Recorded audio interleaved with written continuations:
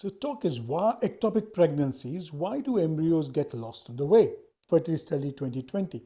This study examines whether the type of ovarian stimulation protocol used in IVF affects ectopic pregnancy. The research used the data from Japanese Assisted Conception Reproductive Registry.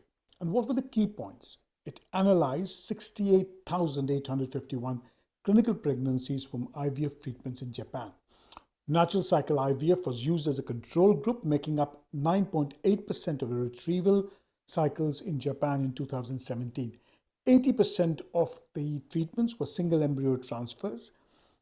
Now, what they looked at the incidence from other literature, and what we do know is the risk of ectopic pregnancy in IVF is generally higher, that's a pregnancy in the tube, than in natural conception. It typically reported to be between 1 and 3% of IVF pregnancies.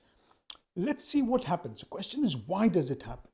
Now, there is a complex crosstalk between embryo and endometrium requiring successful implantation. It is not surprising that more artificial stimulation protocols result in embryos missing the mark at a slightly higher rate.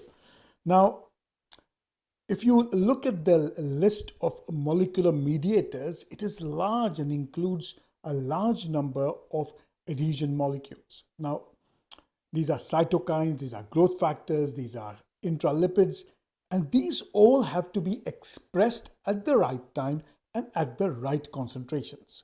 Now, the effect of various stimulation protocols can have on these markers is something which is poorly understood.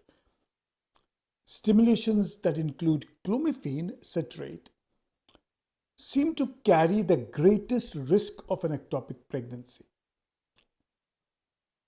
Now, if you again look at why it happens, it's because of the anti-estrogenic effect of clomiphene and on the endometrium, and these may result in some changes in morphokinetic factors even in regularly cycling women. And we don't know why that happens.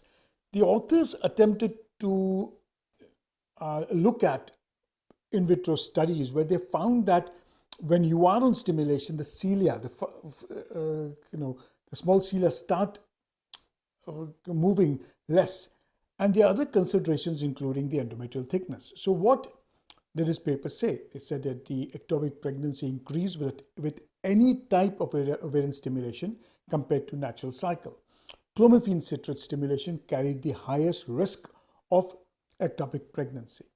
So what does this paper suggest? One is that the artificial stimulation protocols may disrupt the complex interaction between the embryo and the endometrium.